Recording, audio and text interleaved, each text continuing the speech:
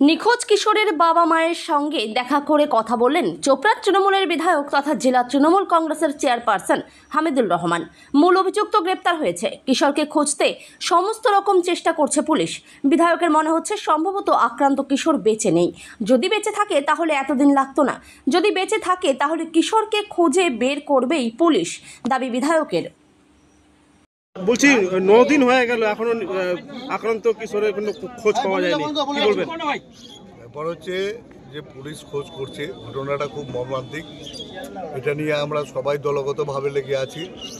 আর main আসামিকে যদি 9 দিন হলো বোম্বাই থেকে ধরে নিয়ে এসছে, পুলিশের কাজ পুলিশ করছে, পুলিশ যথারীতি কাজ করছে এবং এই কেসে কোনো আসামি রেহাই পাবে না এবং ডেড বডিটা কোথায় পুঁতেছে, কোথায় গাড়েছে, এগুলো 2-1 দিনের মধ্যে রিকভারি হবে।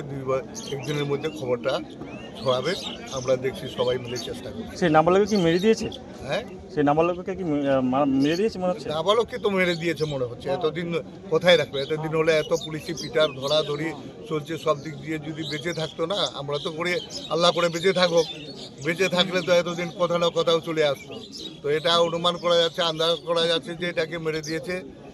যেমন মোবাইল রিপোর্টে এসে দেখা যাচ্ছে, যেটা এখনো কোনো সারা শব্দ নেই, তা আমরা ধরে নিচ্ছি যে ছেলেটাকে কোনো একটা অপরাধ করেই দিয়েছে। পরিবারের একটা অভিযোগ আছে যে সায়েন্সার ফিরোজ সায়েন্সার আরেক ভাই ফারুক এই এলাকায় ঘুরে বেড়াচ্ছে, কিন্তু পুলিশ তাকে ধরছে না।